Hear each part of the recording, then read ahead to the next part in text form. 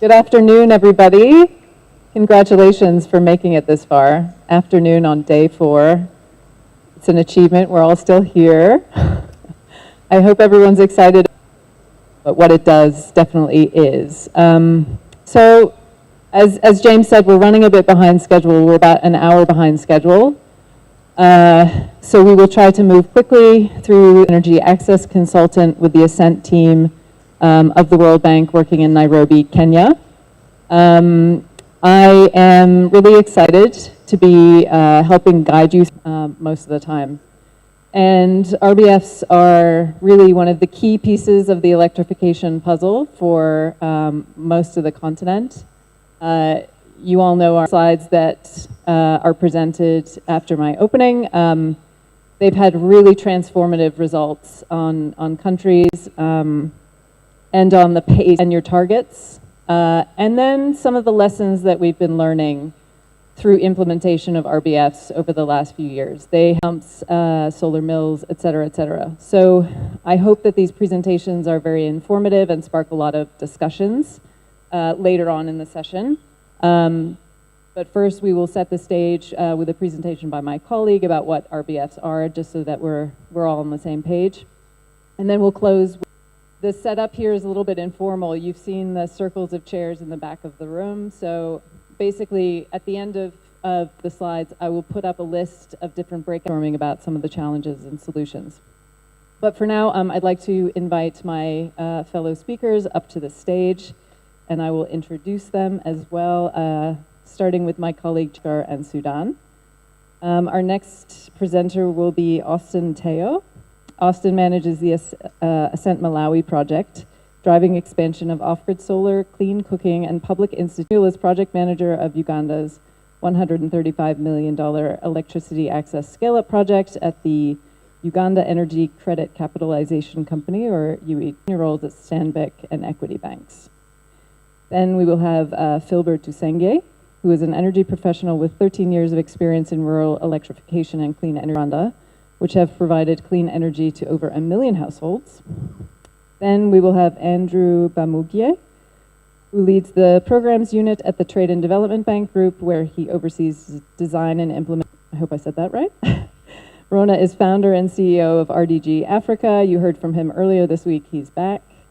RDG Collective is an. I'd like to hand over to James for the first presentation. Thank you.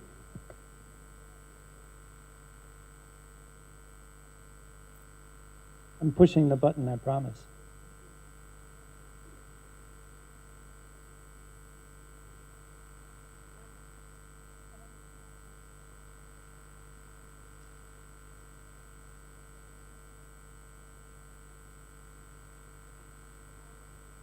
Okay. Of those people are expected to be connected at least cost by distributed renewable energy technologies like mini-grids and off-grid solar.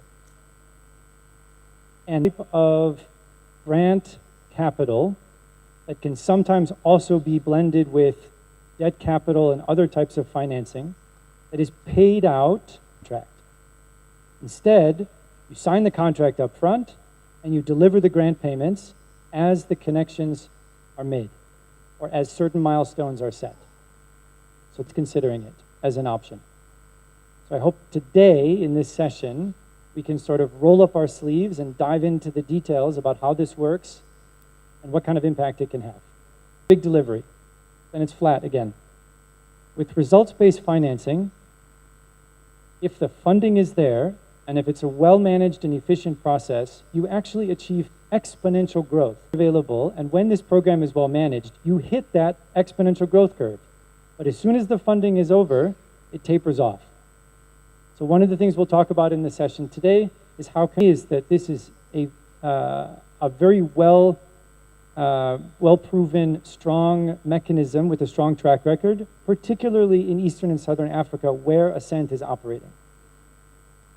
So today, we have 20 approved World Bank projects with RBFs across 12 different countries. The complementary financing. So this could be a line of credit that you might have. It could be a risk mitigation mechanism, credit support facility. When you put all this together, an RBF program is not a piece of cake. It takes careful thought, careful planning, multi-stakeholder approach to effective, and when the RBF program gets launched. We've seen delays in disbursement to companies, often tied to an inefficient independent verification process of those RBF programs.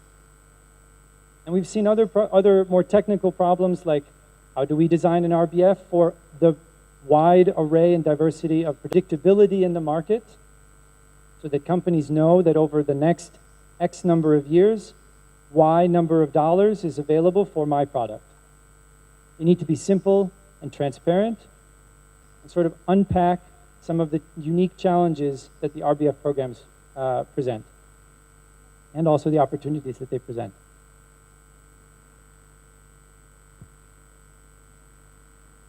Thanks so much, James. Yeah, at the end. Thank you. I think that was a really great framing of the session ahead and the results that we hope to achieve through them. So let's not delay any further, and I'd like to hand it over to Austin for his presentation about... Good afternoon, and all protocols observed. I'll be presenting the Malawi Electricity Access Project, which is funded by the World Bank. And one of the components in that project was that we needed to establish an off-grid market development fund by the end of the project, which was ending in June, but now extended to December 2025. We have two main windows. The debt window, which has a total of $4 million US, and then we also, the RBF window is also subdivided into two. The end user subsidy with an allocation of $5.5 million US. This fund was established through support from a fund manager who is currently assisting the ministry to, manage the fund. Had all done all the paperwork, and the fund was officially launched. 6 months later, we had done the PO selection process, so much so that eligibility of the areas and products for the fund. So for those of you who are not aware about Malawi, so Malawi, off-grid areas in the country, except the cities and an island, are eligible for the Ngwengwengwe Fund. As a country, we identified that the lowest level of access to electricity in the country is tier 1. So all villas will certify a minimum of 2 lighting points and also a phone charging point. In terms of the capacity of the systems, the minimum is 3 watts, and the maximum as per balance for working capital, and also a USD loan, which is paid directly to suppliers on behalf of the participating organizations. Late or the policy late, whichever is higher at the time we are signing the agreements with the POs, as published by the Central Principal Repayments, but interest is saved within that period. In terms of the repayments, POs are expected to repay the loan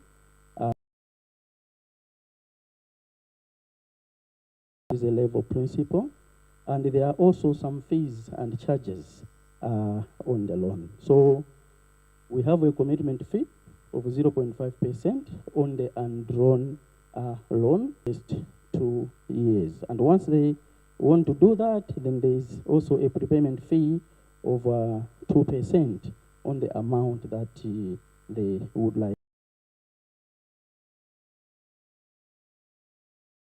PF, the terms are as follows.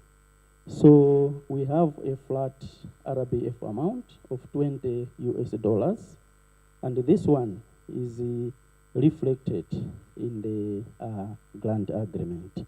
So this $20 RBF is designed as end user subsidy in order to reduce the affordability gap by the consumers.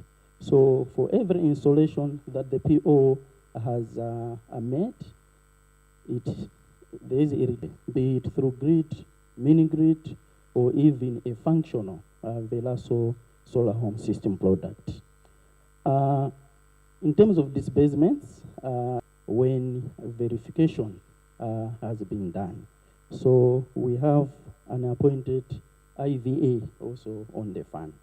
As indicated, our RBF is categorized into two: the end user subsidy, as I already explained, but also there is a market catalyst fund window.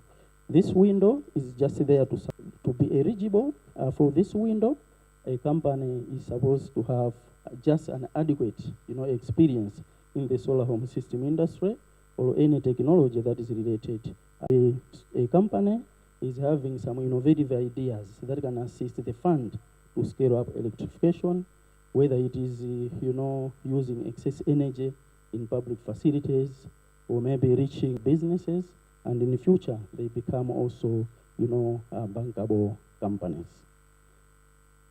As I indicated, we have an IVA who is appointed desk verification, phone verification, and also a field verification. So some of the areas that some of the parameters that the IVA looks at. But currently, as the ministry, we are developing the digital remote monitoring test using the platform, and also all the POs will now have to, claim their RBFs. Now, this fund also, just to share the issues that it has assisted the country to add off-grid solar companies to access Forex. It has been an issue, and it is still an issue. Through this fund, we were able to make Forex available to the participating organizations, to provide funding to the 9 solar companies that we are working with under the fund. Over and above that, the product itself has been, we have been able, first, when we just rolled out the fund, the issues of devaluation of the local currency, and there are also increase in, the operational cost, fuel prices, and others came to us to say, no, because of these factors, now we need to at least increase some of the prices, but also the cyclones we have achieved so far. Amidst the challenges that I've just indicated, that 13 months after signing the first, already overachieved with 28% extra installations. Now we are around 255,000 installations, over and above the initial 200,000 target for the this fund. We have also been able to, collect the reflows. So we have collected, principal payments, the interest, the fees, and even other fund. We have contributed to an increase in electrification in the country with about 4 to 5% as we speak. Because when we were starting this project, our now graphically, just to show the impact of the fund to the prices of the products in the country, an average price was around $173 US. But with our funding to the solar companies, we were able to reduce that price with a reduction in the price of these products with an average of 30%. So this is how the loan and the RBF, we have just started implementation. The fund is now being increased with an additional $90 million US home systems, with a total funding of $60 million US. And now we'll be connecting around 800 loans and also RBF under that window, similarly the way we have done in the first phase. Another component is on energy access for public institutions. So we have an allocation of 20 million US grant funding, but we are looking at the modalities to ensure that the operations and maintenance issues should be covered, to ensure that these systems should be sustainable. Each 150,000 households by 2030. This one, we are also providing a debt window that the clean cooking companies that will be participating should be able to repay this loan using carbon credits. But the modalities on how we do that are still currently underway.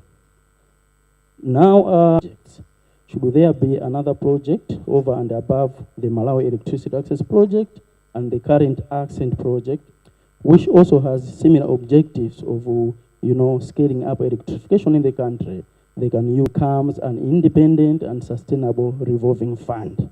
It has to be able to also, look for its own financing and also maybe be able to cloud in, see this fund, becoming fully institutionalized, as also already indicated in the National Energy Compact, that this fund will now under the Ministry of Energy with a broadened scope. So we see this fund, providing financing in future to even infrastructure projects within the energy sector. Success with your program, and also congratulations on taking it forward and your ambition for the future, and helping walk through how exactly you set up the program and the components of it. It's definitely a model, and I would encourage you to talk to Austin later to find out more details if you have questions. And thank you also for highlighting the importance of having complementary mechanisms like the credit.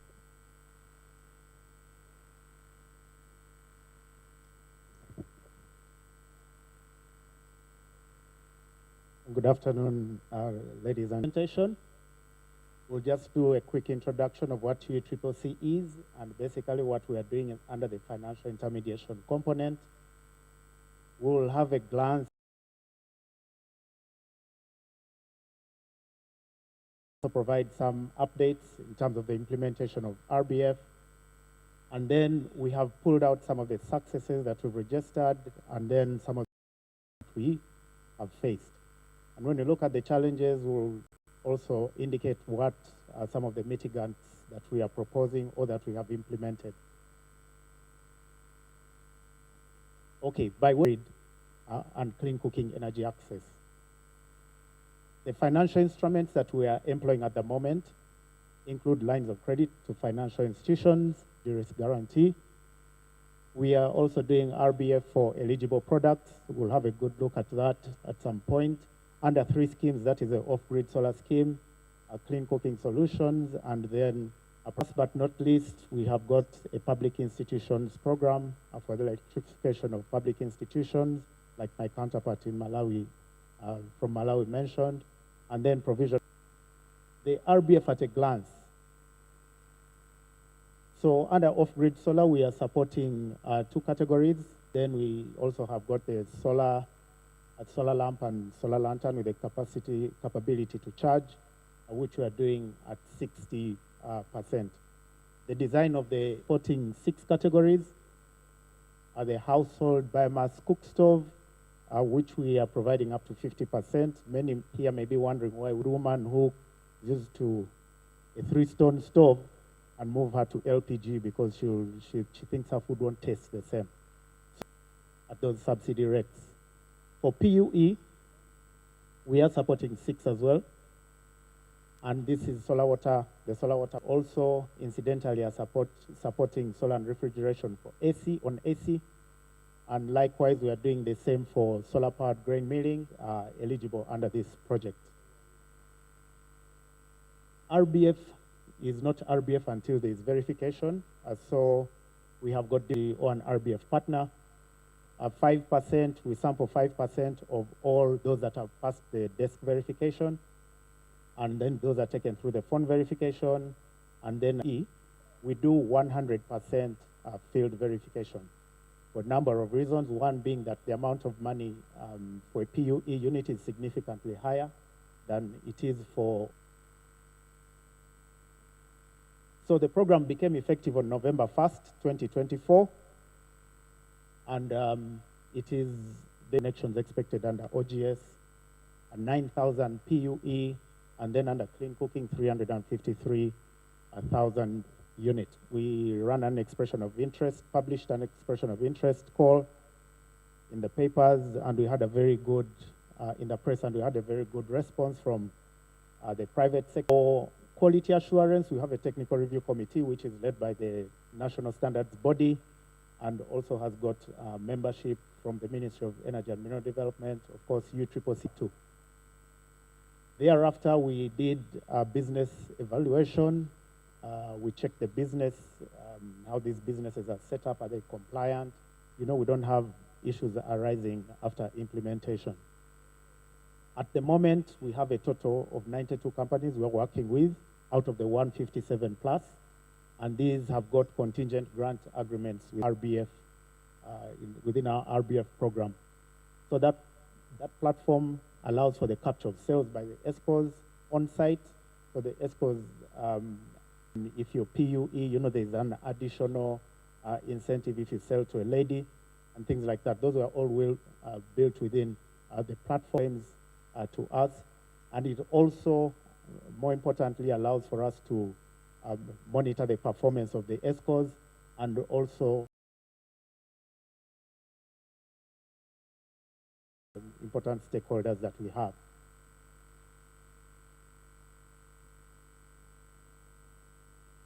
So if we will now quickly look at what we've been able to achieve. So for off-grid solar, we're between third and fourth month. Of course, that was before verification, third and fourth month. And of course, then we realized that our finances were under significant, our funding was depleted significantly ahead of the project period. Solar home systems contribute significantly compared to the lanterns. And then prospectors have really appreciated that this platform allows for transparency and also management of their grants. For clean cooking, we're also progressing quite well, but as we have worked closely with the bank and of course with Rwanda to sort of quickly get that back, although we lost 2 years, but we expect that in the next have significantly supported, driven our cause because they already have the infrastructure in place and they also have got, we believe that this number will quickly ramp up because we have nearly 40 new products and ESCOs that shall be joining the program. This last table, not yet at 100 or close to 100%, we shall be able to catch up and meet the project targets. We are also able to see the northeastern part of the country is basically bare. And in the design of the program, there are some incentives that have information is available for us and informs our decision making. What you see here is just an image of water pumping. At the bottom here, you'll see solar water heating, and on the extreme right, you'll see, again, refrigeration and cooling of operational implementation issues, capturing of sales, the identification of beneficiaries.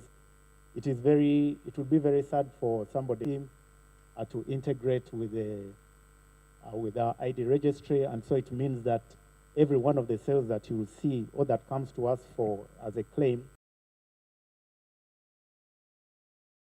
So that was a very good development for us. The ESCOs have invested heavily in terms of equity and also debt to drive these results.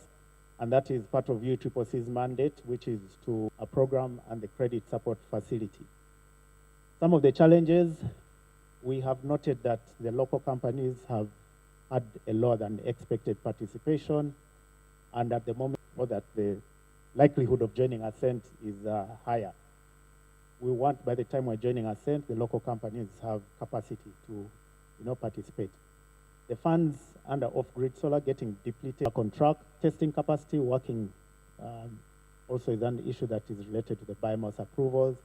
And then lastly, the PUE prices are ESCOs that are able to complement through pay-go arrangements to see that we can be able to increase the uptake on PUE. We are also facilitating engagements with partner Malawi program, including really rapid growth, especially in the off-grid solar sector, but also really interested to hear you talk more about the PUE, or the productive use of energy activity in agriculture and beyond. So really good to hear that you've incorporated that as well, and that it's starting to pick up the pace a little bit. Rhonda, for him to take us through, and yet another successful example of an RBF program. Over to you. Thank you very much. Under the World Bank Energy Finance Project.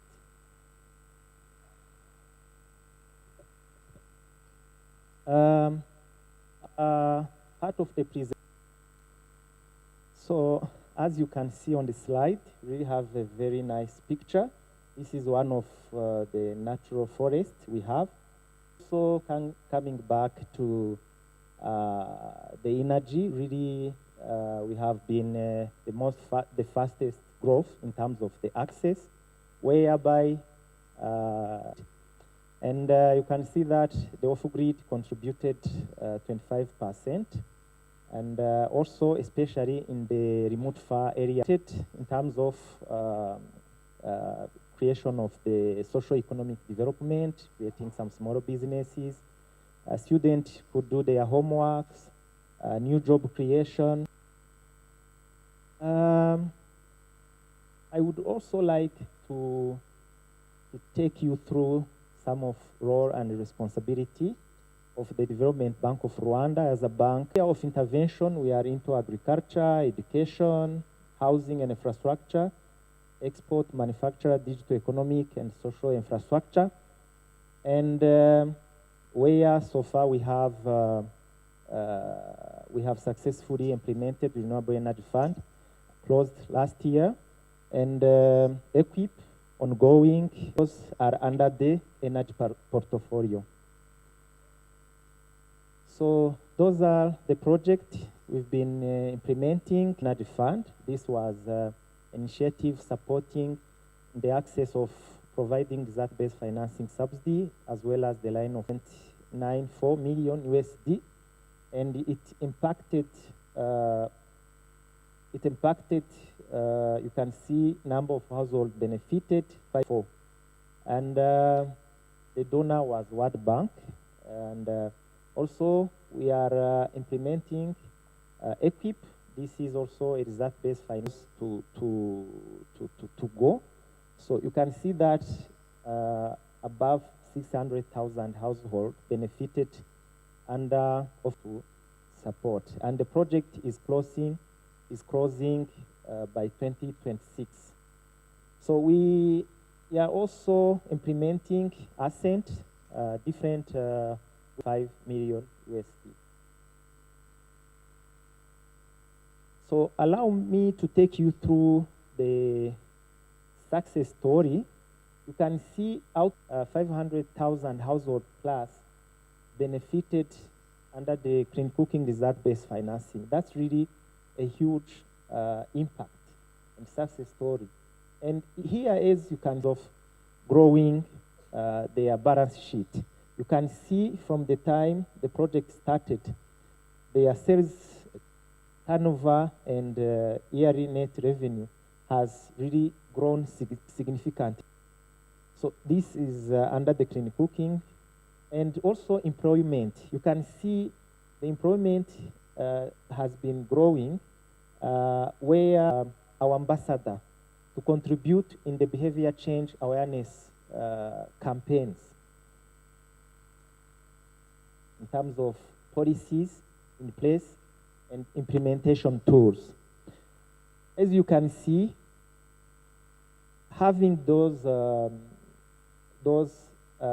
policies well developed in consultation of different stakeholders, even including the donors, to make sure that we align. So these, going straight to the level of subsidies, and also, as my colleagues say, the verification procedure up to the disbursement of the subsidy for management. We don't want at the end of the project to see children, kids playing with e-waste materials, batteries. Grievance, you have to make sure that you also need to have a monitoring tool in place. to make sure that there is no duplication of incentives, making provide like some oversight and provide some high-level guidance. Strategic one, two, we always need to consult donors to make sure that we are all on the same page.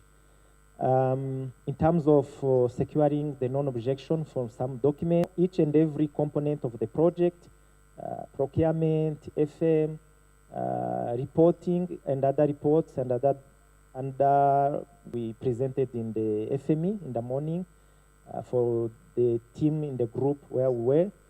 Make sure that all activities are eligible. So challenge. Things were not smooth. So we have to deal with some challenges and also provide solution. One of the challenge was the numbers. And part of the affordability, you know, this goes with the way we are allocating. And also, as colleague says, those FXC, private sector, we need to balance. We need to make sure that at least end beneficiary is able to afford the product. So it's always better to make sure that we control all of those aspects. Behavior change. So behavior change, the taste will be different. So, and other people may say, if I use this cook stove, it really takes there is also there is a need to do a monitoring and transparent. So we have to make sure that we move together, be on the same page. This requires capacity building. This requires collaboration. Keep them posted. It's always better to have a strategic planning. If there is no planning, the planning should be aligned with all stakeholders. No one should be left behind. There is stakeholder coordination, sure that all are aware of what is going on. There is also, we have to make sure that once the RBF, this also was raised with the private sector, there's a need to support, since those are RBF projects, there is a need, and also design a de-risking instrument to make sure that the investment, there is a return, to make sure that in the case there is a default in paying back. There is also a requirement for the compliance. These are mainly in the project document operations manual. There is any other institution involved understands its role and responsibility in the project. Detecting a trend here, which is that RBFs can be incredibly successful and help you even exceed your off-grid connection targets. So very valuable with your other ministries and with your donors, and also importantly with the private sector. It's really hard to achieve those results that we see. So thank you for pulling a really new and innovative program to kind of stimulate off-grid growth beyond one country and to get much faster results. So I think we've had too much RBF this week. And we've already had too much RBF from the great gentleman that went ahead of me. So I'll try and flip it, a sovereign RBF. But as well, just give you some of the highlights, some of the learnings that are coming out of our early stage development. The learnings from the three colleagues have been significantly valuable. I took a lot of notes just for us as well. And I think we're going to be comparing notes with the RBFs. Again, for the benefit, we have de-risking instruments, we manage large-scale programs like the RBFs, and we do also have technical assistance from different funders linked to lines of position the bank for portfolio growth. I'll jump this. I think the gentlemen have done justice to achieve particular goals or results. I'll just focus a little bit on this. So we do have a 12 million component under the Ascent program, the RBF fits, and I'll give you a few statistics around how those have looked like and what the benefit of analyzing that data using the Odyssey platform is doing for us as we build on, focus on the design and then work that design to the Odyssey platform. The colleagues at Odyssey, of course, with the co-creation of the World Bank energy teams, help us to get this to a point of the World Bank ecosystem, leveraging the TDB group ecosystem, the national contact points that we've been put in touch with, leveraging the membership of Google, Comesa, among others. That enables us to bring in quite a number of potential partners and then asks against which we want to deliver. And of course, at the back of our minds, we've profiled what we want to achieve across the region. We have the target numbers in line with the contracts of funds, which we've just completed. And that is sort of at the nexus of which countries have we, same time looking at the number of beneficiaries. So you're looking at a mix of a portfolio, what we'd call a portfolio, an RBF portfolio, technologies that we're targeting, and we're able to achieve the beneficiary number. So that mix is then what we have leveraged to earmark funds. And as we speak, we're at a point of grant. Of course, they have an embedded interest, or their incentive is to make it work and then successfully claim for their subsidies. Again, out of our 12 million, we agreed to set aside at least 2 million for those early stage movers who are able to deliver more and are able, because they need and they need to close those numbers in the short term or the medium term, is able to take us to market for 2 to 3 countries so that they can leverage it, bring in those results, analyze the results, and then scale up. And then, of course, work with them on the claims and verification with the benefit of the technology. And being a development finance group, is that the RBF, like the colleagues have mentioned, is a real demand creation catalytic tool. And the benefit, money fears risk. You simply cannot lend because there's a good potential model 2 years down the road. What the RBF then can do, and to catalyze or demand create for the DRA space, then the companies that we're keeping within a certain radius are able to see enabled the demand creation. I think that's where the weak market issue comes in. And within our pot of funds, we then graduate those companies to our SME business.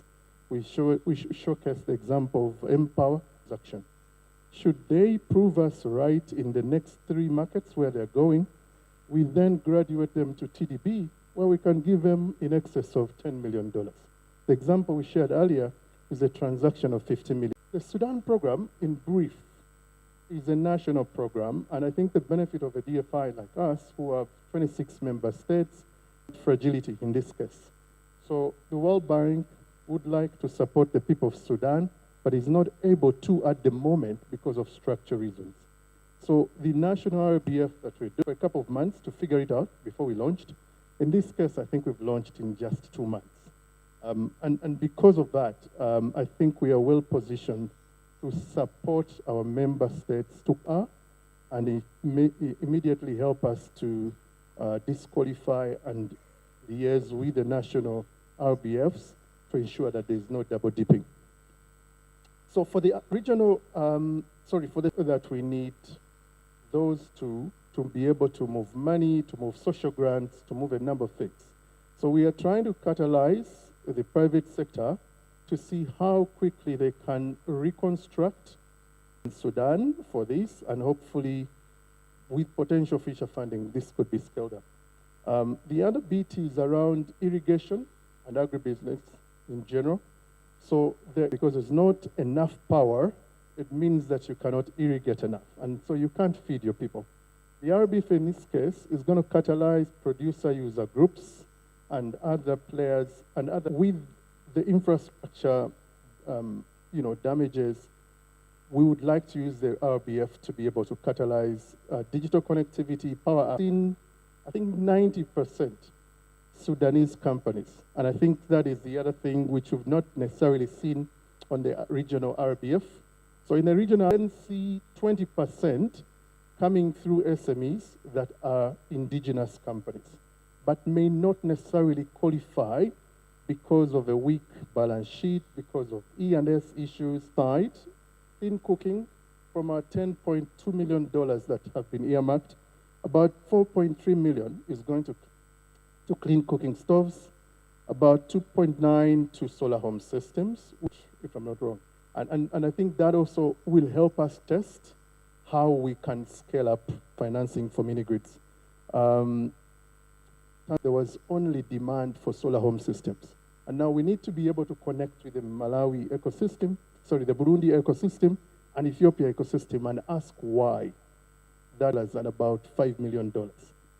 And lastly, around the power of technical assistance. So there's always a technical assistance component in most of the programs we do, and social safeguards. So we leverage the TA, and we don't write off companies. As long as they meet the bulk of the eligibility criteria, we leverage the TA to be able to help them gap fill on where they fall short on the environmental and social standards. Yeah, so financing for us is a pathway. Blended finance is.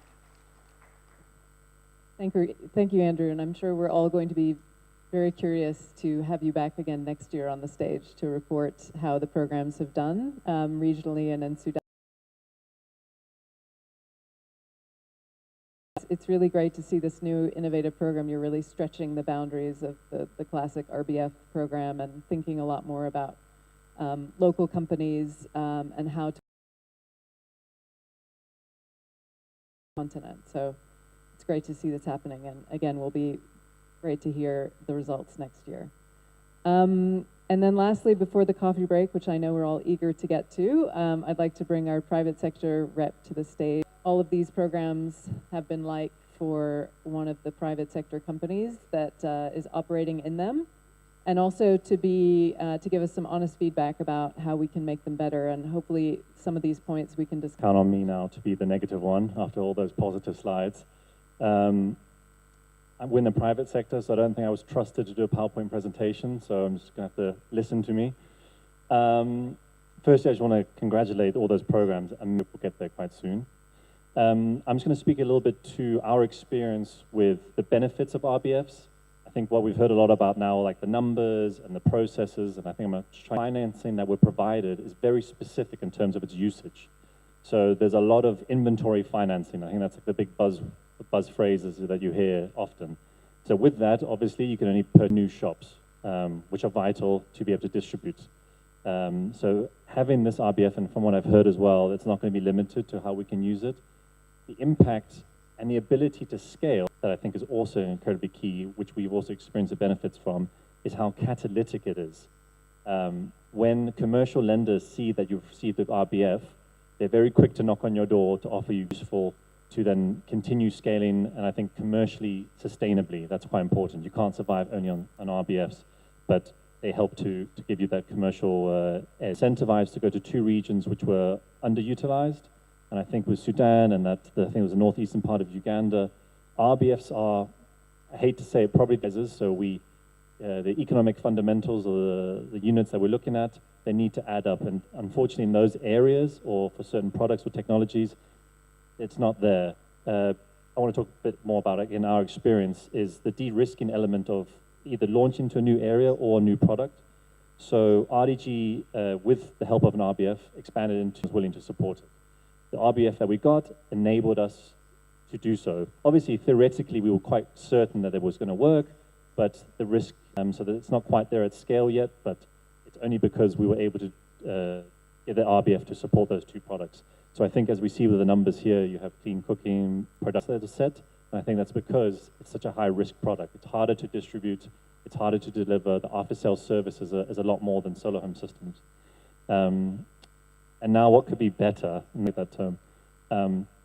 When you get an RBF, you need to ensure that people just don't dump. And what I mean by that is if you're incentivized just to connect people, I wouldn't say it's easy, but you need to get your own credit score on that customer. That takes time, that's difficult. So with RBFs, we've seen in the past, some companies just don't have the after-sales support because one company sold 10,000 units in a faraway region that had one shop. And if something goes wrong, who's going to support those customers?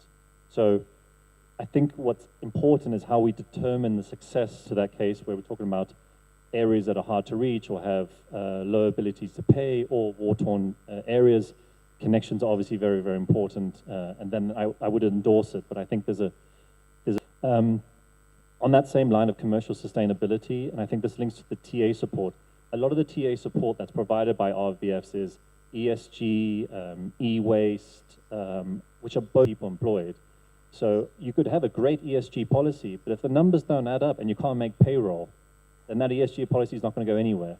So I would highly recommend that as part of the TA, I mean, we have some of the most brilliant before, but in terms of the success, I think it would be prudent maybe to split RBFs a little bit. So that's the one that's maybe the sustainability connection, and then the other one, which is the hardest when they get all the money, and the other companies who are more careful don't get as much incentive, but they are finding better customers. They are then disadvantaged because the pool of money goes down, and then they haven't been able to scale growing and developing sustainable businesses. Because that's what we essentially need for the long term. So hopefully I haven't been too unpopular there and negative, but yeah, thank you so much. Is front and center when new programs are being designed, and making sure that we're not just focused on the initial connection, hitting that 100 million target, but what happens after that, and making sure that we don't have...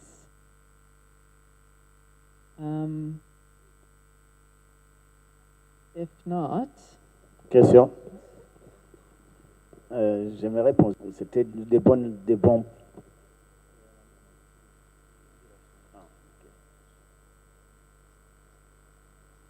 Je peux y aller ou Oui, bien je sûr. vais porter Oui, quelque chose, oui, oui, d'accord.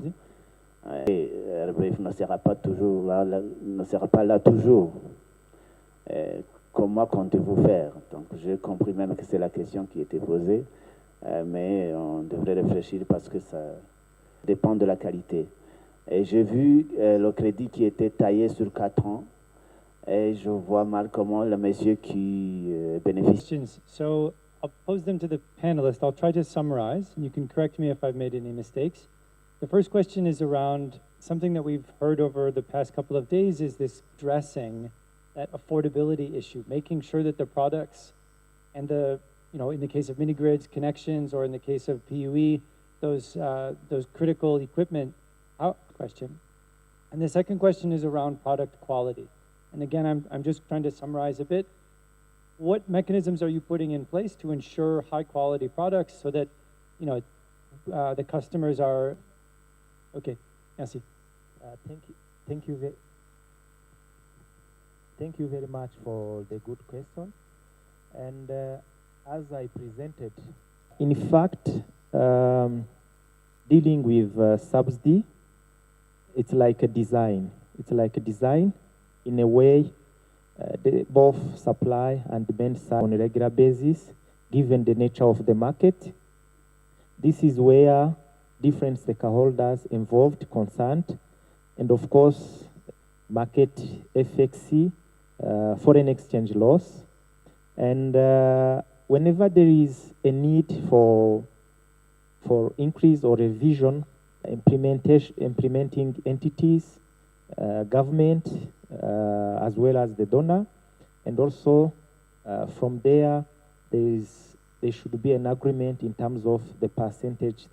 They have to be like a technical working group from the energy sector working group to discuss, align, and also there should be institution in charge of the stand.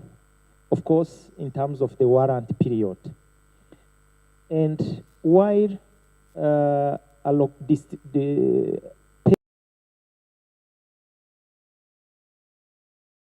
you shouldn't pay at once the 100%.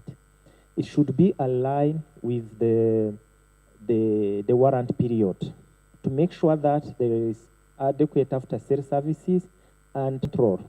through the verification to make sure that there is adequate after-sales services.